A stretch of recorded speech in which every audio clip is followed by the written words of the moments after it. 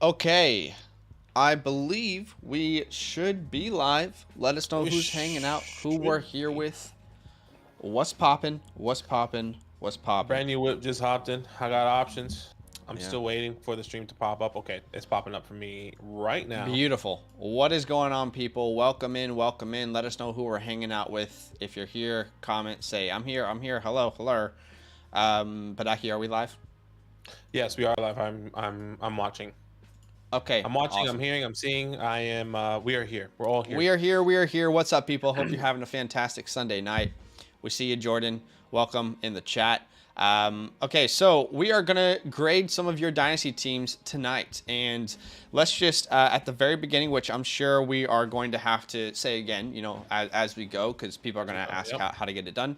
But that's right. When you sign up with our code LAND, L-A-N-D, to a Mother Flocker tier on flockfantasy.com, you get one of your Dynasty teams reviewed by us live. So if you want to have your team on this video series and have us look at it, give you some advice, check out the pinned comments. That's going to give you all the information that you need to have your team on this series. And I see Big Breakfast. His is a team that we're going to look at today. Right now, you so when you go through that process, you unlock the full Discord and you'll get roster submissions. I see Muffins Team. I see Perry's team, Big Breakfast, MN28, Sam's. So we're going to be grading some of your teams. But if you want your team looked at, reviewed, if you want some advice given out on a live stream, and you can comment, with us if you want, you can watch along. Use our code LAND when signing up to flockfantasy.com. That's going to get you, again, a team review, the hotline. You're going to unlock the Dynasty Trades text channel where you can be in our weekly videos. But the whole shebang, baby. The whole shebang. Let's go ahead and get to it. Let's get to it as the NBA playoffs are happening. Wonder if anyone out there is watching them NBA playoffs. NBA playoffs looks like Miami's losing by 11. Or Milwaukee's losing by 11, excuse me. What can you do? They're trying their best. What can you do? They're trying their best. Yeah. A couple injuries. Yeah, Giannis is out. I felt like I woke up to so many injuries. Well, Giannis is out, and then the dude on Miami, I don't know his name, but he broke his hand apparently. Tyler Hero? Yeah, the hero. Yeah. Max the hero. Yeah. I can be your hero, baby. Okay. Okay, so we are grading Dynasty teams. Again, pinned comment will tell you how you can have your team graded. But just so you guys know, when you sign up with our code LAND, L-A-N-D, on flockfantasy.com, you put your username here in this Join Here tab, okay? And you can see there's no information. That's because the only people who can see your information are our developers. And then when they look at your username, they'll see what code you've used, and then you will unlock the Dynasty text channel, the best ball, mock drafts, where the community can have mock drafts together. This is also the tab where when we start doing community only, as in like Flock Fantasy community only mock drafts that we'll use, which will be happening very soon, then you'll unlock the roster submissions tab if you chose a Mother Flocker tier, where you can have us grade your roster. You unlock the fantasy hotline and the Dynasty Trades show. So you have your trades in the Dynasty Trades show, which happens weekly. But big shout out to everyone who has signed up. We see you guys. Thanks for hanging out with us. Let's go ahead and start with Muffins Team here, Badake. We do ask that you guys submit your sleeper ID. So that's just really helpful for us. It's just going to help us kind of put your team into Keep Trade Cut. We'll be able to see the entire team around you and help you make moves. But Muffin, thanks for the support, man. 12 team, super flex, start 10, PPR, tight end premium, 6 bench at the moment. We'll go up to 10 after the draft. Wow, 6 bench for a Dynasty team is pretty small. That is a tiny bench. Going up to 10 apparently. Yeah. So it's going to get big after that. Yeah. Context, not really sure where to go next. Feel like this team is super solid, but still with holes and not sure how/what method should be used to fix them. Draft, trading, just using free agency. Want to get better at running back and wide receiver. Would also like to know the best way to go about using the 107 and 109. Looked at a few trades, but nothing panned out. Wouldn't mind moving them to move up in a draft. for a for sure starter. Any input helps a ton. We have all 2024 picks. Okay, so let's have a look at the roster here. He's also made a few trades, by the way. Yeah, let's look at the roster first, and then we'll see the trades. That's what I was going to do there. Yeah. So it is super flex, as we can see. Justin Herbert, Daniel Jones are his quarterbacks in his starting lineup. He's got Algier and Stevenson, Amon-Ra and Adams, Schultz in his tight end spot. In his flex, he's got Mike Evans, so only one flex. And we also have defense and kicker in this Dynasty League, which is really, really intriguing. Very, very unique format. It is. I'm curious if Muffins here, who set up the league? Like, are they traditional redraft players? Because this feels very much like a traditional Superflex redraft. But okay, 2 running backs, 2 wide receivers, and a flex, as well as a Superflex. So, I mean, if the positions are going to stay this way, if the starting lineup is going to stay this way, Badake, then like this is very much like a go for quality over quantity type league. Exactly, because you're only going to be able to start a certain amount of people. But he would know that if there's any plans, and you should clarify with your league if there's any plans to make that starting lineup bigger. The bench, you've got Cousins, Dillon, Mitchell, Moore, Elijah Moore, and Dulcich. That is so funny that this is a Dynasty bench. This looks like a redraft team. And then our picks, we've got the 107, 109, 204, 207, 209, 407, 409, 410, 5. Oh my gosh. Wow, 7th round. Is this a keeper league or is this a Dynasty league? You're going into the 7th round. I have a feeling this could be keeper, dude. Maybe. Well, I mean, maybe we don't. I mean, he doesn't have the. Surely he would have said keeper. No, I hear you, but like, why have 6 bench spots or only 10 and have 7 rounds for rookies? Well, the first suggestion to say maybe add another flex or 2 more flexes if you're gonna have all those players on your bench. That's what I would say. Tell that to your league. Just one more flex spot I think would be really helpful here, because you can start DJ Moore, you can start Elijah Moore, you can start another guy instead of having to choose. I mean, like, obviously, it seems easy to choose Mike Evans right now, but when the season comes, it might be a little bit difficult to where you want to start Mike Evans and DJ Moore, right? Well, just even for like the league long term, it makes sense to add a flex at minimum one flex. And yeah, exactly. If it is a true Dynasty, to have a 6th, 5th, 7th round of a rookie draft is almost pointless. Just being 100% honest, it's a 12 team. So if it is a true Dynasty, I would strongly suggest to, send your league this link maybe. Well, I'm about to give you advice, so maybe not. I don't know, but like just talk to them about it because at the end of the 4th round, you're probably drafting practice squad NFL players. In the 5th round, you definitely are, outside of like maybe a Pacheco each year, right? Mm-hmm. In the 6th round, no doubt you're drafting practice squad.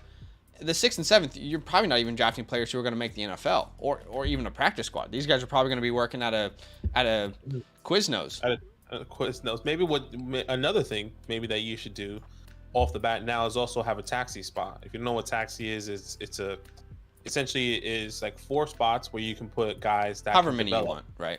Yeah, however many you want, guys that you can develop. That's going to develop. Maybe they won't be significant in year 1, but maybe in year 2 they grow into a role. And then you understand that you can drop him or trade him away, or maybe you want to keep him on your team. So maybe 2 things: add a flex spot for your league commissioner. Second, add some taxis. How about that? I'm on board with you, and I agree. Let's look at the few moves that he has made so far. So it looks like he traded for Mike Adams and Devontae Adams. Mike Evans. Yep, Mike Evans and Devontae Adams sent away. Adams. Yeah, I remember this deal. The first one at least, and I was a little bit hesitant because I don't really want to invest in Mike Evans, but Devontae Adams, was enough there for me to justify it. The second deal, it looks like he got DJ Moore and sent away Cam Akers, which is an incredibly good deal for him. So that's great. Yeah, that's a good trade. I was happy with I think Alec, is this your team, by the way, Alec? I just saw a comment. Let us know if this is your team. Just going to help us give you some advice as we go. Or maybe you're just commenting that your league is similar. But go ahead. Sorry. On the Akers DJ Moore deal. You like it? No, I like the Akers DJ Moore deal. I also was Yeah, I think I wasn't a fan. I'm not sure if I remember this. If I remember this one correctly, I said I would rather have Mooney, Burks in the 309 over Mike Evans, Devontae Adams. Mm. Um, just older pieces. I really believe Mooney, Traylon. Obviously, the 309 wasn't enough. I think I said that at the time, but I wish that was like a 205 or something. And then we can kind of move forward. But anyways, I hear you. I hear you. Yeah. interesting thing. So let's talk about the team then. This is what it currently looks like. So basically, he was saying that want to get better at running back and wide receiver. What would you also like to know best way to go about using the 107 and the 109?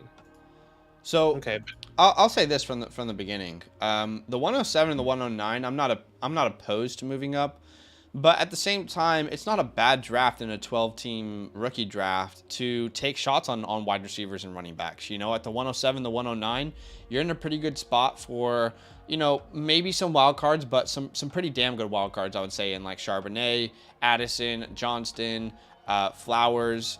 You add a Charbonnet to this running back room, it looks a little bit more appealing. I would say that running back is probably your weakest area. And right off the bat, I'm thinking of a David Montgomery Badake. I'm thinking of a Miles Sanders. Those are the two names I would think to add to this roster. And again, we don't know exactly his settings as far as, I'm assuming it's a dynasty, not a keeper. But I wonder if would you be willing to package all those seconds for Miles in this format? 207, 209. Yeah, I definitely would to get a Miles Sanders. I mean, that's an overpay according to a calculator, but I think we would do it. I think with this team in this format, I would be more interested in maybe going for more of a win now scenario. Like I'm even thinking like a Nick. Why is a Miles Sanders not like 26-year-old running back? Not saying he's not a win now running back, but I'm thinking you can even go in the older route if you truly wanted to by only giving up your seconds. Okay. If you can kind of get that deal, I brought this guy as a trade away, but what if you get a Nick Chubb, right? Okay. What if you try and get? I doubt you can get an Austin Eckler on the low right now. I'm not willing to give him my first for Austin Eckler. I'm thinking of some of those guys, but yeah, I think the Monties are a really good price. I would also say Aaron Jones could be very interesting. I would do Aaron Jones probably just for the 204. You might be able to get that done. I would also say Aaron Jones. I think those are guys. Oh, another guy that could be really good on the low right now, that you could take a risk on with the second. Once again, I doubt that is happening. Joe Mixon. Okay. That's a risk play that you can take.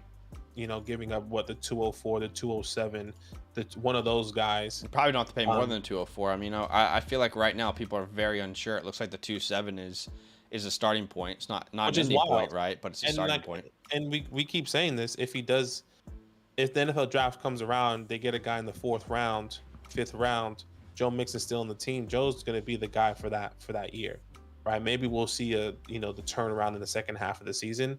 But you spend the 207 to get Joe Mixon, and maybe he gets re-signed to a new team. Maybe he goes to a team that has similar opportunities, right? So only 26 years old, I think he is 26, 27 years old. So I'm happy to take those chances. But I agree, Miles Sanders, Monty, get one of these younger guys that you can build with, right? That you can grow with. I'm happy to go there. The other name that came to mind for me was Najee Harris, who I think is pretty underrated at the moment. What if we just feel much better about our running back room and do the 109 for Najee Harris? And then we can use that 107 for best player available if that's a wide receiver or a running back, because your wide receivers are pretty good right now. This is clearly a team that's trying to win right now. And if our goal is to like solidify that running back room a little bit more, then let's add Najee Harris in here. Use the 109 to do it. Still on his rookie deal. It's a 5-year deal if they pick up the contract. I think he's an undervalued asset right now. You put Algier onto your bench now. Stevenson and Najee are your starters. Then you've got Amon-Ra, Devontae Adams, and between Mike Evans, DJ Moore, you have a good wiggle room there, and that gives you the freedom at the 107. Say Johnston falls there, or Addison goes to a great landing spot, and he said you can go wide receiver and feel really good about addressing those two needs. But the good thing is that in a Superflex league, this is a very good 1-2 quarterback punch with Herbert and Jones. So you don't need to force that in this draft with, let's say, like a Levis. And then I would highly suggest using these second-round picks either, again, because think about it. Take out the kicker and the defense. This is a start 1, 2, 3, 4, 5, 6, 7, 8. It's start 8.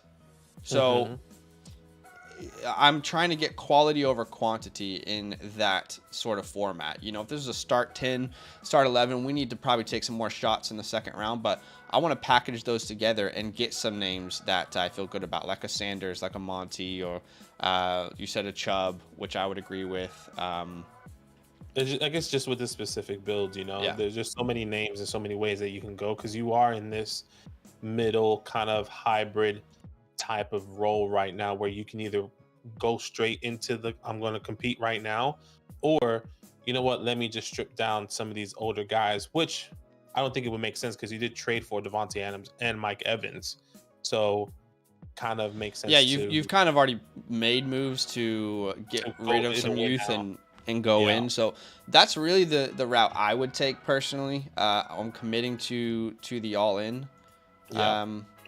I would definitely agree. And the only other thing I would say is the big move is I'm curious what the 101 would cost, because Badake in this format, if you put Bijan there, I would be willing to pay the 107, the 109, the 204, the 207. Thanks for the super chat, Judgment Name.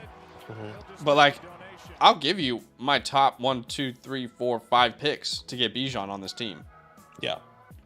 So a couple moves. Yeah, it just all depends on how he kind of wants to go. But I would agree. You can definitely package the 107, 109, move up, see where you can get. Yeah, and it might not even cost that. You might only have to do like the 107, 109, 204. That's a starting point, and then see what the counter is. I would even say, even if to move up to get a Gibbs at the one, like from 107 to 105 hypothetically, or 106 or wherever he wants to go, you package the 107 in the second. You package the 109 in the second to try and get up and squeeze up into the top 5, top 6 to see, to solidify one of those 2 top RBs. But Charbonnet doesn't get the draft capital that we expect. That you put yourself in a hard spot, and then you're gonna have to pivot, right? Maybe there's somebody else that gets a better draft capital than Charby. Maybe there's another wide receiver that gets a better capital than Charby, and then you have to pivot to the wide receiver room.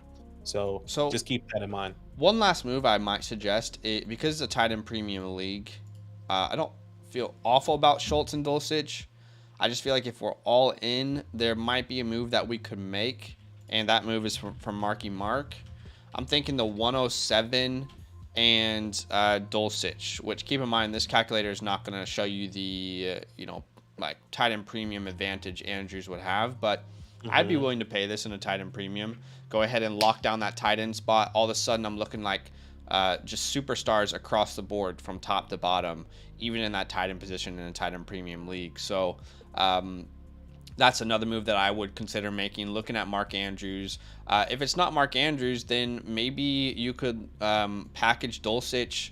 You could probably package Dulcich in like the 204 for like a Goddard maybe. I don't know what Goddard's going to be worth in your league, but trying to keep in mind for the tight end premium, go get a Dallas Goddard. Just get like a solidified option. Not to say that Dulcich can't grow into that, but we want some more cornerstones as we head into the season with this sort of team. So that would be my last bit of advice. Yeah, I would agree. I would also just add Pat Frymuth, TJ Hawkinson to those things. I would also say, I know in the tight end premium, especially the way that your team is built, if we're talking about the win now scenario, I doubt you can get Travis Kelce for something cheap. But if there's a world out there and your guy wants to move off, have a conversation. But I'm not sending the world for Travis Kelce in the tight end premium. But just keep that in mind. Yeah. Thank you so much for submitting your team, Muffin. I think overall, in summation, this is a win now team. You've made moves to go even further. You're balls deep into win now. And let's not avoid that now. Let's try and go get that championship. A couple moves that you can make there. But I hope that's helpful. And Muffin, when you watch this later, because I don't think you're live with us, go ahead and use your fantasy hotline to ask us any questions that you might have. Just wanted to say thank you so much to Judge My Name for the super chat, brother. Appreciate you. Good love, man. Judge My Name is a supporter of ours over on Flock Fantasy. He used our code, and we've actually got him in one of our follower leagues, which is really awesome. It's been awesome to have him in the Charlie League. And I'll just say to anyone out there who has not signed up yet, if you do want to sign up with our code LAND, LAND, there's a couple things that you're going to have at your disposal. You can see that there. Pinned comment will show you how to get your Dynasty team graded. Again, go into the site using our code, signing up to the Mother Flocker tier. You'll have your Dynasty team graded. You'll have access to our Dynasty Trades channel. You have access to the Fantasy Hotline, our rankings, our articles. And then if you are on a Mother Flocker tier with our code, just DM us and say, hey, I want to be on the wait list for any orphans that come up in your Dynasty leagues. No worries. We'll put you on the wait list and let you know if something pops up. We'll get you on there, baby. And all we had to do was scroll down to see the rest of Muffins League, by the way. But all right. Being smart is not one of our strong points. But let's I don't, is this my fantasy league? I'm trying to figure out what format this is. Someone in the chat might know. I have no idea what this is. But just looking around, let's look around his league real quick. So this first team, Sam Darnold in a super flex, this is not a real competitor. In fact, what is happening with that first team? What is happening? I mean, you got Kirk Cousins. Send Kirk Cousins his way. What's his draft? I mean, the thing is, what's also difficult here, you can't see their draft capital, because what if he has like 5 firsts, you know? Yeah. But my first thought is to send Kirk Cousins to that guy for something. Yeah. I'm just saying, like, overall, looking at these teams, though, I think I would say who you're really going to be competing with is wheeling and dealing here. This is a good squad. I wouldn't really put Geno Smith and Ryan Tannehill as like someone who I'm fearing. The guy who has Justin Fields, Pat Mahomes, Jared Goff. He also has Nick Chubb, Ken Walker. And the wide receiver room is pretty decent. Yeah, you're probably going to be competing with him as well. Yeah. And then the other team is probably these last two. These last two are definitely competitors. But yeah, the guy who has Mark Andrews definitely is in a win now mode, but he has Trey McBride and David Njoku, so he may be intrigued by a deal like that. It's worth it at least exploring, but best of luck. I really do hope that is helpful. So let's go ahead and get on to the next team that we are grading here. Perry's team. So he's got a sleeper ID, which is fantastic. So when we have that sleeper ID, that's going to allow us to put your team into keep trade cut. They have a great little format here. I think it's cool that they did this. Yeah. What's Badake? Who's his? His team name is John Perry, which is number 8. Okay, so according to Keep Trade Cut right now, if you look at full teams plus draft picks, they have you ranked as number 8, John. That doesn't mean that you can't compete. That's just how they currently have you ranked. But let's have a look at the context before we dive into the team. 12 teams, super flex, 1 PPR. It is a tight end premium, start 9. This is year 2 of the league. I finished 11th last season. I've traded JT 202 and 302 for Daniel Jones 109 and 209. Thoughts on how I should use my picks to improve my team. Additionally, I have the 102, 109, 111, and 209. Okay, so let's have a little look. See, we've got Justin Herbert and Daniel Jones, which is the same actually 2 quarterbacks we had in the first team. That first one, yeah, that's so funny. And then we've got a bunch of nonsense here. You don't need Kellen Mond on your team. You don't need Cooper Rush on your team. You don't need Mitch Trubisky. Let's just be 100% honest about that. Goodbye.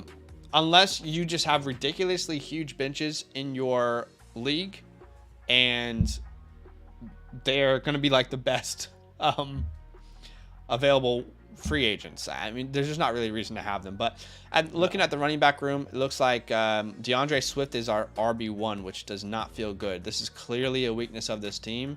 In fact, there's not really... You guys know me. I've been off of DeAndre Swift for quite some time. I think Monty's the one to own there. But there's not really a running back I feel very good about in this backfield. So that's clearly a weakness of the team that we'll have to address. Yeah. And then going to the wide receiver room, outside of Jahan Dotson, not really any young pieces. I mean, there's Dobbs and Rondale, but those are really wishing on a prayer rather than a foundation. Yeah. Yeah. I'm just looking at the context here. He says he traded JT, the 202, for DJ in the 109. But So let's put that in here and just see. So Daniel Jones in the 109. Sorry, JT 202 and the 302 for Daniel Jones 109 and the 209. That was the original trade. So yeah, I think we've talked about this trade on a live stream before. I remember potentially talking about this on a live stream, but I could be wrong. But I think overall we were saying we would have anticipated getting a little bit more for Jonathan Taylor. For Jonathan Taylor, right. And now knowing the context of this team, I do remember this team, or this trade. He has the 102. So you traded your RB1 to get Daniel Jones when you had the 102. I think that's kind of, just to be transparent, that's not something we would have done, knowing that you could have drafted CJ, you could have drafted Bryce, had Justin Herbert, one of these young quarterbacks, had your foundation in the running back room, and then drafted, a Sharby at the 109 potentially, or you technically got the 109, but drafted one of these running backs in these later rounds or in the second rounds to kind of help your team, right? Because now you do have your solidified quarterbacks, but now you don't have a running back, and you still have the 102, which you could get a quarterback. Technically, you still can get a quarterback, but I would just suggest now maybe he trades back out of that. Well, you've put yourself, like what Badake is saying, which is you've put yourself in a pretty tough situation here because you kind of had the answers to your needs. You had JT already as your running back. JT and Swift feels much better than Swift and Brian Robinson, right? Yeah, and then you had the answer at quarterback too, which, who knows if these guys are going to be stars, but you had the potential answer with a CJ or a Bryce at the 102.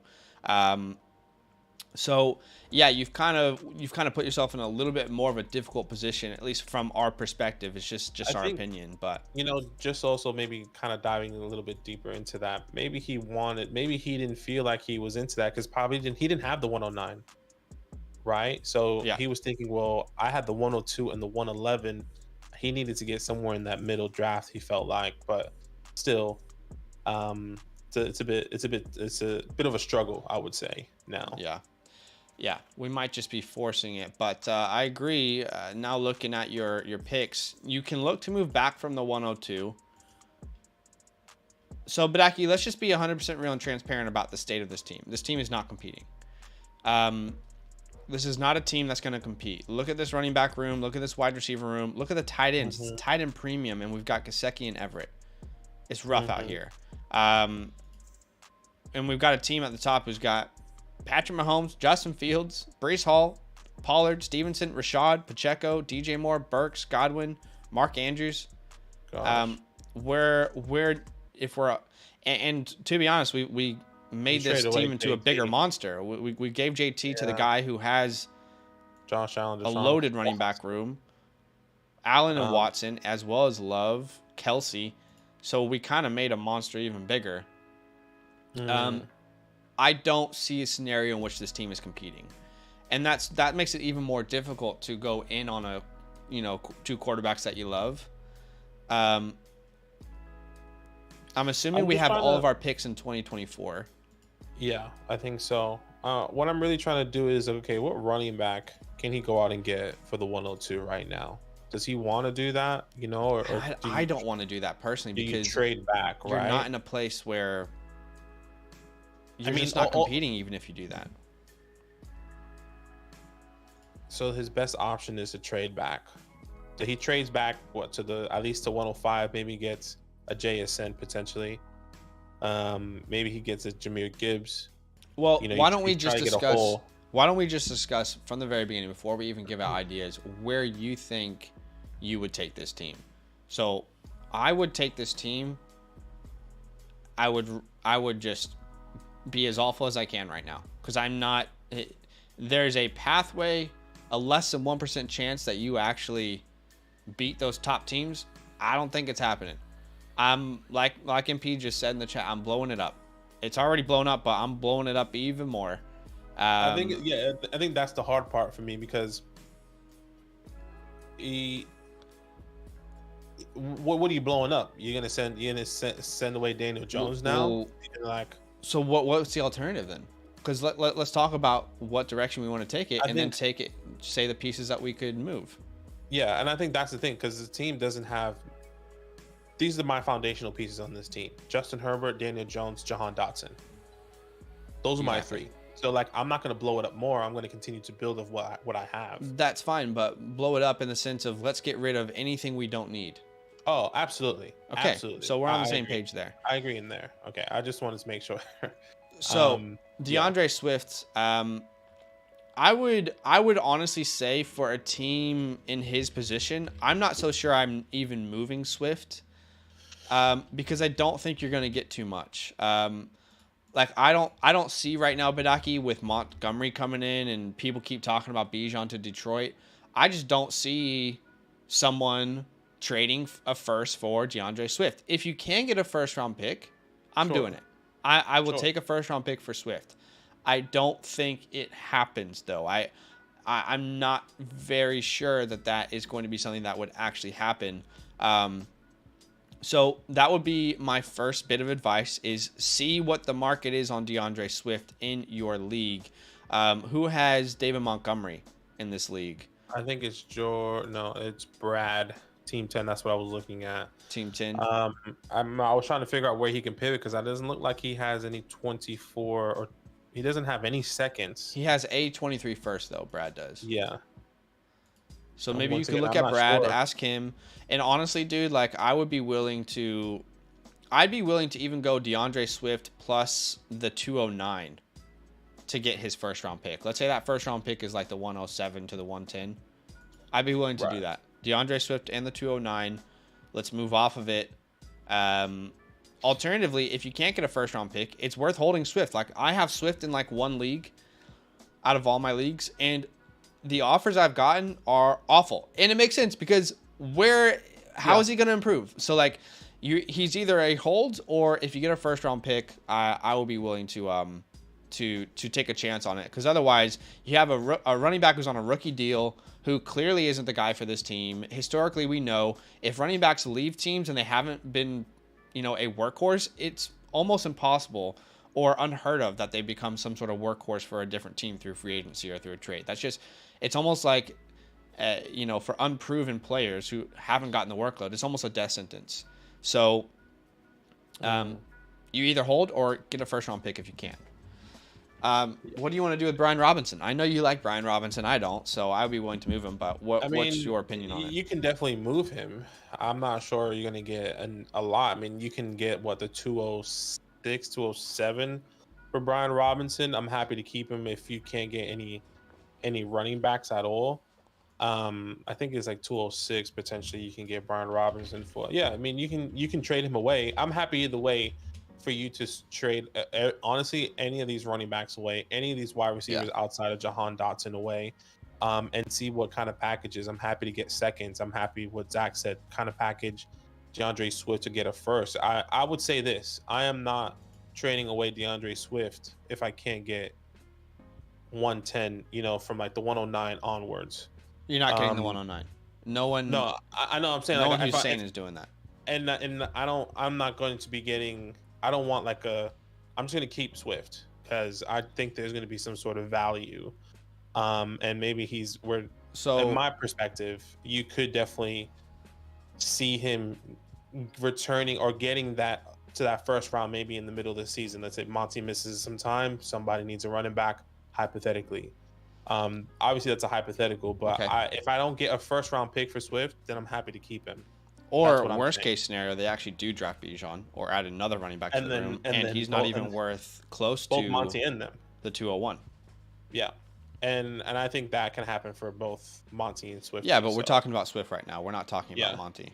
Yeah. So I would definitely would suck for both Swift and them, but I'm just keeping Swift if I can't get a first. That's what I'm saying. Yeah, no, same. That's what I said as well. Yeah, I said that as well. Brian Robinson, you can trade him away. I'm happy with that. I would say maybe you can trade away Elijah Mitchell as well. But that's also very difficult being behind CMC. But a lot of people Yeah. really believe in Elijah Mitchell and that he can, get a 40% workload with CMC there. Yeah. There's people out there that do believe that. So if you do believe, if there's somebody in your league that does believe that, see what you can get from Mitchell right I would now. say overall, I kind of think the only people you're getting value for is those top two. But yeah, I mean, Mitchell you could sell to the CMC owner. Samaje Perine you could sell to whoever owns Javonte Williams. You can have those conversations. Keenan Allen. You keep Jahan Dotson, but Keenan Allen, we can definitely move off of him. What is he worth right now? Again, he's worth virtually nothing, but he also has... There's quite literally no reason for him to be on your team. Genuinely. There's not a scenario in which Keenan Allen on this team is going to help you. So maybe we give it to... Who's a team up here who's competing, but their wide receiver room is a little bit questionable. I mean, even for Team 2, honestly, like... Devonta Smith, Pickens, Hopkins. There's a lot of question marks on Team 2's wide receiver room. He seems like a really good Team 2 and Team 1.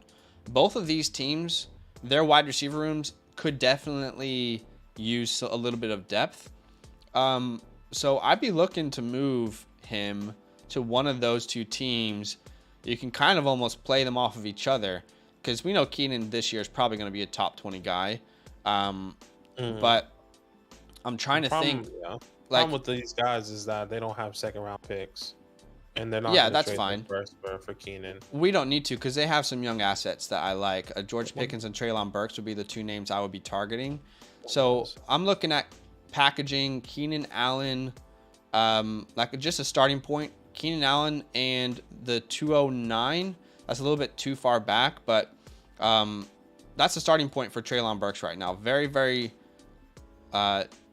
Like he's a name that people don't really care about too much in the community outside of myself and those others who believe in him. That's a starting point. It's not a finishing line. I would even be willing to, let's say, use the 111 to get a Treylon Burks on the squad. But I think that's the same starting point for George Pickens. And then you see what the finishing line is for both of those two teams. I want to ideally find a way to make Keenan Allen and a second or an early second, if you can make a move there, into Pickens or Burks. That would be my ideal scenario for this team. And keep in mind that your team, like the possibility that a 209 is going to be a huge impact player for you is quite small. I'm not saying that it won't, but I would rather get a pillar like those two players. So yeah, that's who I would be looking to move Keenan Allen to, but I don't think he has any value on your team, to be honest. Yeah, it's tough. It's tough with some of these players. One thing I would say, okay, so the one thing I don't know if you want to move on, but I would trade back from the 102. That's what I would say. Trade back from the 102, move to get a JSN or some sort, or Gibbs potentially. At the 109, you get best player. Like the rest, you get best player available. 109, 111. If you can't trade these players away, or these picks away, to get a better proven guy, for your team. Yeah, I tend to agree. And with this team, there's holes everywhere, so you don't have to make these moves. You don't have to move Keenan Allen. I just think, again, like let's just name players that have no business being on this team and won't help you at all. Let's just be honest. Keenan Allen, Juju Smith-Schuster, Mike Gesicki, Gerald Everett, Samaje Perine, Jeff Wilson, Fournette. So those names are all very movable. It's tough. I would take the direction tanking, like not tanking, but like rebuilding. There's no scenario in which you're competing, and then it's a tight end premium league, so I wouldn't be too afraid to use the 109, the 111 on a Michael Mayer or Dalton Kincaid if they get first round draft capital. So that's something to keep in mind as well. But yeah, there's a lot of teams struggling here too, so there might be some guys that are willing to make a dumb move here. Locking in the first. He has no quarterbacks with only 124 first. Yeah, he is struggling. Like, like that's why I don't feel like Yeah, there's just no future. I wonder where that first is for him. I'm assuming this must be like he must have the 101. He must. What was that guy's name? Lockett in the first. Lock it in the first. I feel like he might have the 101 because hard to say. There's other teams that are better. Like the guy that is 11 team overall. Actually, how about we look at just full teams? Players only. Yeah, Lock in the first is definitely last. He's 12th. Yeah, but we just don't know. Yeah, how their format worked out or how their scoring system worked out. You know what I mean? But anyway, yeah, I'm blowing it up, dude. I'm blowing it up. Not many pieces. I honestly like Daniel Jones. I know you put him as like one of those pillars. I'm not opposed to moving him. Like if you can still move Daniel Jones and get around the 103 or the 104, I would do that. And then I would draft CJ or Bryce, and then I would have that 103 or 104 to. I would do that as well. To get a JSN or honestly double stack on quarterback if you want. You can take as much risk as you want because your team is really not in a place to compete. So anyway, yeah, I hope that's helpful. But again, we got the hotline there in case you do end up having any questions that you want to run by us. Big Breakfast. We're on to Big Breakfast here. I know he's in the chat here as well. That's awesome. Let's okay, let me pull up his team here. Yeah, let's go ahead and get his league all loaded up, and I'll read the context. This is my home league squad. It's a 10-team PPR Superflex start 11. I barely made playoffs last year in this first year of the league. I shouldn't have made it at all. Scored 300 less on the season than the guy who I made it over. That sucks. And did a total overhaul of my squad this offseason in the trade market. I'm really happy with where it is now, but I feel like I can still make improvements, mainly in my running back room. I'm hoping to compete this year, but a 2024 run would also be all right with me. Thoughts? Any moves I should make pre-draft, or should I sit tight? Okay. I mean, starting lineup, we got Joe Burrow, Deshaun Watson, and this is a 1, 2, 3, 4, 5, 6, 7, 8, 9, 10, 11 starting league. So you look at the starting lineup, it's pretty good. As he mentioned, one glaring weakness, the running backs. And when you look to the bench, there's not really an answer at running back either. We have the 101, so that's easy. Add Bijan Robinson. Oh, dude, you have enough. There's actually no reason to not compete this year, looking at this squad. That's where I was going to go, because you have 3 firsts and the 202. No matter what, you're going to get a running back. You can get Bijan and Sharvey. You can get a Bijan and Jahmyr Gibbs. Well, maybe not, but you get what I'm saying. He falls to 107 sometimes. Yeah. Sometimes, right? So, I mean, you can get one of these 2 back-to-back guys and you are buzzing, right? You're going to be set in the running back room, still having Jamal Williams, at least a guy that can somehow be a fill-in just in case if he is going to continue. In the 202, you know, if there's a running back that also has good, what if Tajay Spears gets second round or third round? You know, what if that is a Sean Tucker? Yeah. Like you can probably most likely going to be targeting one of those running backs at the 202 as well. Yeah, man, this is already such a good. This is a very good team. Yeah. Let's look at these power rankings. I wonder where Keep Trade Cut has you. They have you at number 4. And yeah, I mean, it's real. I mean, this team at number 1 has so many quarterbacks. And honestly, like, the funny thing is the first team, they have terrible wide receivers as well. But anyway, or running backs rather. But yeah, this is a very good team. And as Badake mentioned, this might be a very simple conversation here because you have the answers to your needs, right? It's a tight end premium league. So you've got Dallas Goedert. Which is great. Is it tight end premium? It doesn't say. If it is or if it isn't, you're sitting in a very good spot with Dallas Goedert. Your wide receiver room, there's no reason to move any of these players. Jefferson is a pillar. Olave is a pillar. Watson is someone I'm trying to buy. Ayuk is someone I've been trying to buy. He says it's a non-tight end premium in the chat.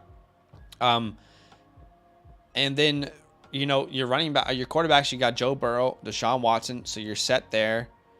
We'll see if Kyle Trask turns into anything, but there's no real trade value, right? I mean, you look at those bottom 4, there's no trade value for any of those guys. You look at the running back room, I mean, you would think Jamal Williams would have some trade value, but he doesn't. He doesn't. So you might as well hold on to him. Mm-hmm. That's actually maybe an interesting thing to look at. Where is Jamal Williams currently ranked amongst running backs in Dynasty? I think he's like 34, something like that, or he's in the 30s, if I'm not mistaken. He's 36. So Alexander Madison's worth more. You know, it's just not worth selling him right now. And So his value really, might skyrocket when we get closer to the season if Alvin Kamara gets suspended or there's question marks, right? And he's a starter in the first half of the season. You can definitely, he can be a sell high opportunity for you. this is kind of exactly how I built almost all of my teams last year. Strong quarterback, strong wide receiver. The rest I can figure out in year 2 and beyond. And again, so our starting lineup is going to look like this: Joe Burrow, Bijan Robinson, Charbonnet or Gibbs, right? So we're going to start 2 rookie running backs probably. If not, Jamal Williams is a safety net. Justin Jefferson, Chris Olave, Christian Watson, Dallas Goedert, Brandon Ayuk, Christian Kirk, and then we can use that 202 to get a Addison, get a Johnston, get a Flowers, whoever is there to give you more options at your flex spots. And really, we have all the answers to all of our needs. So this might be really simple, Badake, unless there's something very obvious on the board. But to me, there's no players that scream, oh, this player I'm actively selling high. Most of the players that you have, I'm trying to buy low. Or our pillars on the team. Is there anything that screams out to you as like probably get this guy off your team? We got to keep in mind it's a 10 team, right? So most teams will look better, but one thing I would say, I'm not saying that you should do this. I'm saying this could be an option. What if you can get a hole for the 101? You know, what if you get a running back and more, a proven running back already and more for the 101? What is that? What is more? I'm not necessarily sure. I mean, we haven't really seen too many 101 holes in the community. We did earlier in the offseason, but not too many recently. Not too many right now, I'm just right? thinking like a 10-man, though, I kind of like Bijan becomes even more valuable, and I would want him. Right. But what happens if you can get like a... He just said in the chat, my league tends to undervalue picks, even the 101, unfortunately. Okay, never mind. Yeah, I would say that makes it difficult. But I was just thinking out loud, saying, sure. You know, we've seen or heard these trades where you can get the 101, you can get a running back and more, a running back and a wide receiver, running back and more picks, on top of just for the 101. So maybe if you could have pivoted that way, but if your league doesn't value the picks, then it might be a bit difficult. I hear you. I just think like in a 10-teamer, you've already got 5 wide receivers you can start. I'm probably going to go, the quality over quantity route here. Bijan. Again, I think all of your... Here's what I'll say, Big Breakfast. You're in the chat. Do you have any specific questions? Any specific trades that have been thrown out or options that are on the table? Because I think you've done everything. Like, this is a team that I look at, and it looks like a team that we would have helped. Like, these are all the moves we would make, and they've made all those moves already, if that makes sense. Yeah. Let's see how he's competing with some of these. Where do you see power rankings? Let's see how he is competing with some of these teams in the 101, like from the first team, Herbert, Lance. Yeah. The good news is that like Payne Everywhere, team number 3, they are stacked, but their running back room is really old. And that's going to catch up to them eventually, and they don't have many draft picks. I mean, this team 1 in the power rankings has 1, 2, 3, 4 first round picks. Yeah. Looks like they might be going for quarterback potentially. No running backs though. Really decent wide receivers. Kyle Pitts. Yeah, there's no reason why you can't beat this team. It's not a lock that team 1 is gonna pan out. I would say like really team 2 and 3 are the ones that you're competing with. Exactly. I feel like it's team 2. Josh Allen, Trevor Lawrence with Jared Goff there, Ken Walker, Kirk, Dalvin, and then he has really good wide receivers there: Terry, Calvin, Devonta, AJ Brown, Debo. I guess maybe his weakest spot is tight end, but But Darren could have a revival, yeah. So Darren. I think it's really like you three after the draft. It's those big three that are kind of competing. But his thing, he says, not really. Felt like I made all the moves I could think of to get where I am. Just wanted general thoughts and advice. Yeah. Overall, I would say good job getting to where you are, because you're in a fantastic position. You've made all the moves that we would have suggested to have made. And now it's kind of like the worst thing you can do is overthink. You've got the pieces you need to fill your holes and to make this a complete team. So don't overthink it. Again, for me, I'm going Bijan at the 101, at the 107. Hopefully Gibbs falls. If not, you can decide to use either the 107 or the 109 on Charbonnet, assuming he gets like, top 60, top 70 draft capital in the NFL. And then the 109, the 202, best player available, right? Is that whatever running back was a surprise this year that went earlier than people realize? Is that Addison, Johnston? So I think you've done really, really well here. Yeah, agreed. Completely agree. You killed it.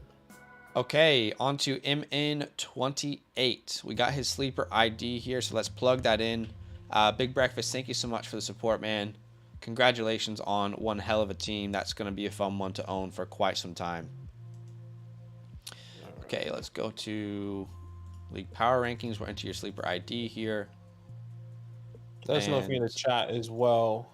Yeah. Might have a different name or something on YouTube, but if not, all good. So MN28. Context, it's a 12-team Superflex full PPR. Recently had the startup. Obviously not looking to compete this season, but looking for where to go from here to compete in 2024. Key picks for rookie drafts are 101 and 108. Wide receivers and flex are my main concerns post-rookie draft. Any advice is appreciated. Okay, so he's saying he's not going to compete. Okay, so Trevor Lawrence and Deshaun Watson. That's a roster that I would say is competing. David Montgomery, Miles Sanders. That's a roster that I would say is probably competing.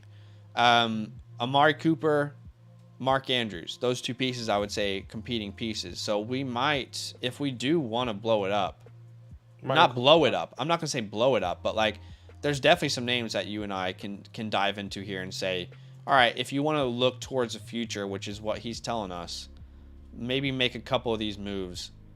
I think he might number 4. I think he might have traded. I think he might have traded Mark Andrews away. Did he? And I mean, if you look at the sleeper, okay, no more Mark Andrews on the team. He has T.J. Hawkinson though, so I wonder what that trade was. So who did he add then? Okay, so right now he has 2 first-round picks this year. Did he add any? No, still 2. He's got 2 in 24, which he already had. And he's got 1 in 25. Exactly. Okay, I mean maybe he did a swap. Was it a swap maybe, or swapping like an extra third or second or something? There's not a name that's on this team that I'm like that you're seeing that would have been added. Yeah, me neither. Yeah. Hopefully he didn't do a straight swap for Hawkinson. Who has Marky Mark? Team 1 has Marky Mark. Oh boy, let's see. Is there anyone on his team that we see currently in these screenshots? Trevor, Monty, no Miles. It might have been a straight swap. It might have been a straight swap, or like one of these late round picks. I would assume. Like he doesn't have his second in 2023. Did he? What happened with that second? Right, he doesn't have his. He still has his 24 second. Interesting. Okay. I mean, I don't think T.J. Hawkinson is bad. No, but if I do that pivot, then I need like a clear upgrade somewhere, and I don't see that. Yeah. But anyway, let's just talk about the team as a whole. So a quarterback, you're pretty good. If you don't want to compete this year, which keep in mind he has the 101 and the 108, I'm struggling to see how. Okay, Badake, let's take it in the direction that he wants, which is not competing this year. Okay. if that's the direction that he wants, then I'm probably moving Miles because he'll be 27 next year. I'm probably moving Monty. I'm probably moving Amari. Yeah, These are names that I'm looking to actively move. Those 3 names. And maybe that's exactly why he did the swap for TJ. Hypothetically, he wanted to go younger there. But Mark is already so young in his own right for the position. I would agree. Yeah. I would agree. Yeah, speaking out loud here. No, I hear you. For Miles, I'm probably looking to load up on 2024. Okay, so Pie Guy says he got a 25 first plus Hawk for Andrews. But what I'm confused about there, Pie Guy, is that he only has 125 first here on Sleeper. And in the screenshots of the original team, he still had his 25 first. So you know what I mean? If that were true, then he would have 2. I don't see it. I don't see 2. I don't see 2 either. Are you in a league with him? Maybe you might know. Might be able to give some context. He has Nova's first, but not his. Okay. He has Nova's. Well, that would be even worse because that team is stacked. He is Nova. 25 first. This is his team. This is his team name. It's his pick. He has his pick. Yeah. I don't know. So maybe it looks like a straight swap. Yeah, it might be a straight swap. Yeah. Why don't we just take this team in the direction that he mentioned, which is not competing until next year? Mm-hmm. You don't need to move Miles in Montgomery, but their value will be even less than what it is now. That's just probably the reality. 26-year-old running back, going to be 27. Honestly, think that both of these guys are going to be 27. Yeah, they'll be. Monty's not far off of 26, but I'm actually aiming for 24 picks. So you've already got quite a few 23 picks. I'm wondering if we can get any first from any team for Miles Sanders and David Montgomery, because that would be the moves that I would try and make for these 2 guys. Miles, Monty, get 24 firsts, doesn't matter where they are, and go ahead and try and secure that if you're trying to compete next year. I'm not even opposed to going 2025 first round picks, because if you think about it, right now in this offseason, 2024 picks are very, very valuable. So even if you wanted to compete next year, you can still use those picks. But overall, I'm just looking for a first round pick for either of these guys in the next 2 drafts, 24 and 25. That would be my advice with that running back room. Yeah, I'm just having a look on some of these guys, some of these teams. I would agree, if we're going to go into the thought process of him trying to trade away some of these guys, I'm happy to trade away Miles and Monty. It's just difficult right now. Let me just 101. So he's going to have Bijan. Yeah, let's trade him away and see what you can get in 2024. I would personally be looking into 2024 wide receiver. I think this team is honestly one or 2 players away from competing, which is, in my opinion, very weird to why he would want to blow it up. I hear you. I'm just trying to take it in the direction he mentioned. Yeah, he mentioned for sure. And to be fair, that would be true until you look at the starting lineup. Do you know what I mean? Like 1, 2, 3, 4, 5, 6, 7, 8, 9, 10, 11 starters. So you're really more like 3 or 4 pieces away. 3 or 4 pieces. And that's assuming that Jameson Williams is going to break out. Mm-hmm. Because the way I'm seeing it is you have Bijan, you put Bijan in your starting running back, and then Monty can go in one of these flex options over Terrace, over John Mechie. But maybe John Mechie is a guy he's happy to build around, which clearly, we're happy to keep him as well. What if he gets paired up with Bryce or CJ? You still have to assume that Jameson's going to be a option you can rely on, which I love Jameson Williams, but that's not a guarantee. Then you're still starting Alan Lazard. You're still starting John Mechie or Terrace Marshall. It's the 108 that's going to be key here. And we don't know if that 108 is going to be the answer. So I kind of get where he's coming from.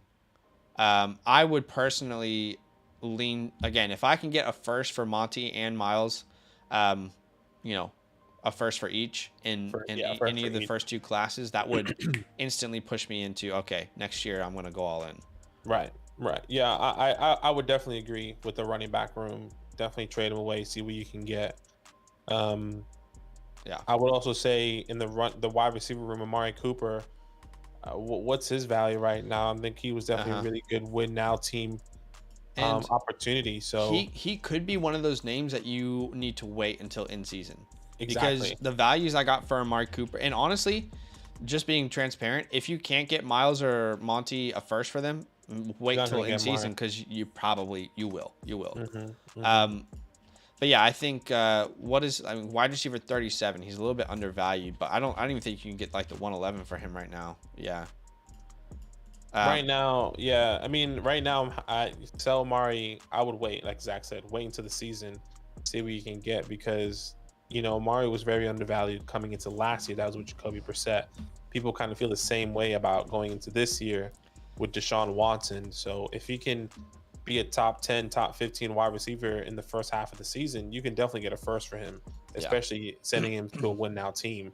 So I think though that's the only person I would sell in the wide. I would say Alan Lazard, but you have to wait. Once again, another guy you have to wait until in season. What's Yeah. that going to look like? He's technically, what is he, the wide receiver 2 there now in with New York. Yeah. So, it's going to be not Jeff Wilson, Garrett Wilson, and Alan Lazard there. So what? Maybe you can get a second. Yeah, it looks Mid-season. like a late second. If you honestly, if you could get that now, I would pull the trigger on that. I don't see Lazard, being someone that you can rely on when you want to compete with this team. Yeah, exactly. Other than that, I'm happy.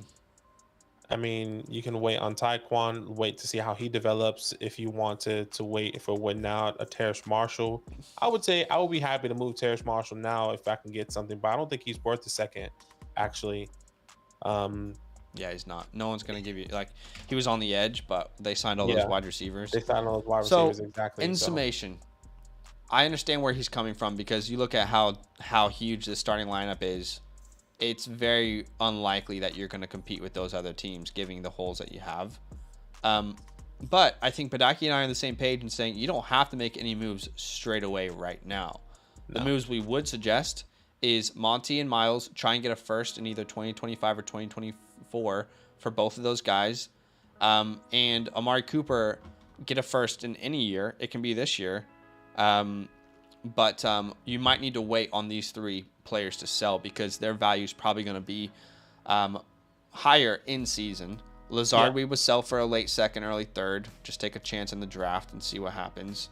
Outside of that, there's not really many obvious moves that you can make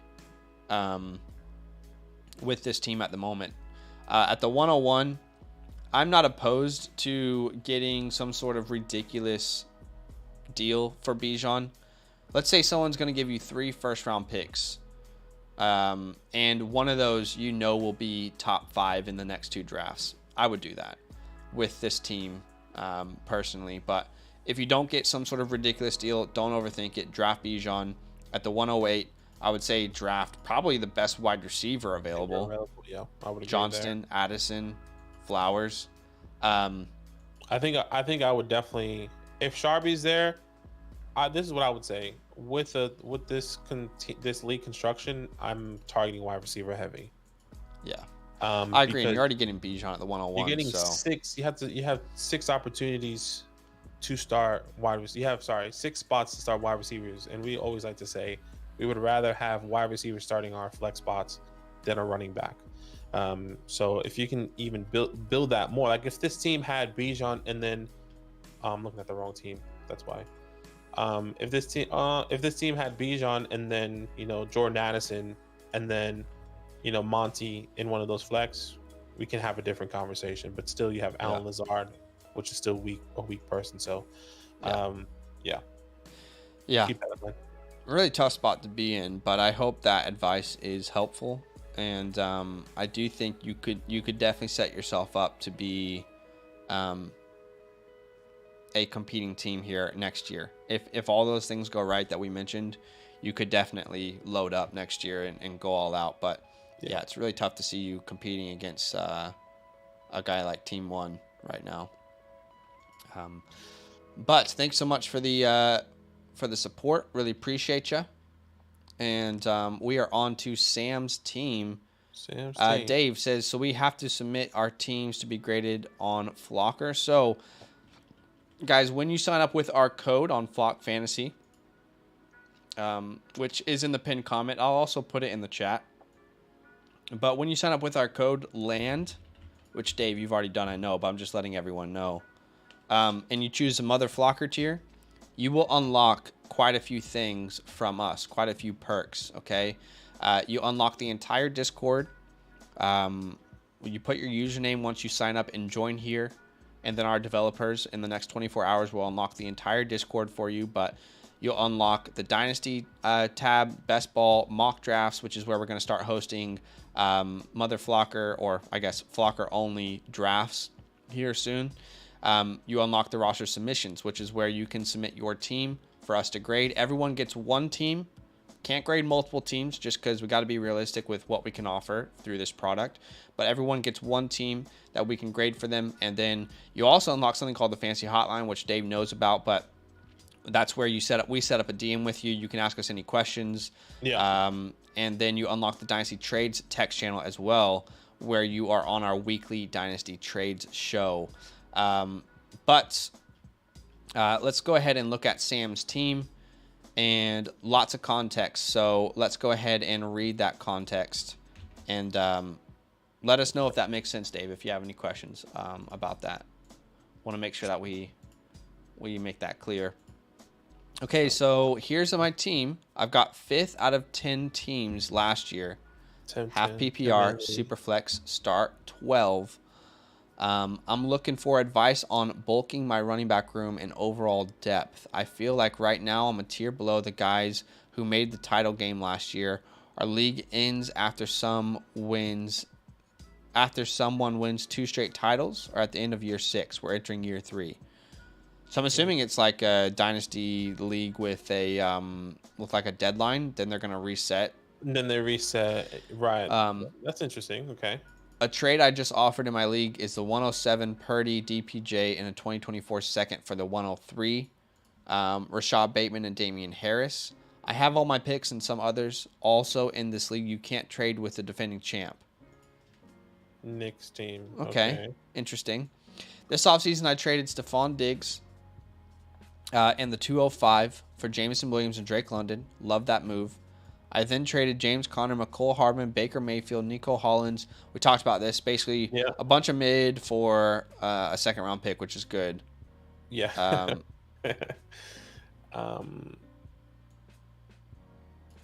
Okay, any advice on moves to make? I like my guys, but I am opening to trade anyone outside of Mahomes, Kelsey stack. Our rookie draft is in June. What moves should I make, and who should I target in the draft? Okay. I know you've been waiting a while, Sam. Wow, 3. So let's have a look at this team. This is a start 1, 2, 3, 4, 5, 6, 7, 8, 9, 10, 11, 12 league. It's a start 12 league. We've got Mahomes and Goff as our quarterbacks. Sanders, Rashad, Algier as our running backs. London, Jameson Williams, George Pickens, Brandon Cooks, OBJ, and Chig in our wide receiver and flex positions. And Travis Kelce as our tight end. Is it a tight end premium? It looks like it is. It is. No, no, we don't see. We don't have that information. It's not a tight end premium. Okay, so it's a good team. Let's have a look at the bench here real quick. Interesting team. Yeah, I mean, bench doesn't have much. Purdy. Yeah. Purdy's there, but not a ton that you can really rely on. Our picks, we've got the 105, the 107, the 205, the 305, and the 309. So we still have some rookies coming in. I think we can definitely round out a really nice squad here. So you want the running backs, essentially. He's asking for running backs, and bro, start 12 is a lot. Okay. Okay, so let's go ahead and have a look. Remember, his starters are Pat Mahomes and Jared Goff. So let's look. Team 3 is what it looks like. So start 10. Firstly, on the quarterback room, I'm kind of fine to rock with this room for now. And I think that's because we have so many wild cards right? Pat Mahomes is clearly the guy. Jared Goff is a starter for now. We don't know how long, but his offense just got even better. And then we have a wild card in Purdy. We have a wild card in Ritter. We have a wild card in Zappy if things go sideways in New England. So I feel pretty good about that quarterback room. I think I'm fine to stay pat there. Anything you want to say before we move on to running backs? One thing I always say, because I'm really off on the Brock Purdy, Trey Lance train, just because it's just risk aversion. I know you probably can't get much for Purdy. I'm just trying to see who has Trey Lance on this team and what that team looks like. In this league, yeah. In this league. It looks like Team 9. Oh, okay. Yeah, Team 9 kind of needs Purdy, to be honest. This could be a window here for you, actually, to move Purdy. Because he has Josh Allen, Trey Lance. So if he can solidify that quarterback room and not have to worry about that headache, my biggest question mark is where's that 23 first for him? Because if he has a top 5 pick, then that's not going to be something that he would do. Exactly. There are pieces though. There are pieces to me. Like I would take Damian Pierce. I would take Treylon Burks. I would take probably even Amari Cooper.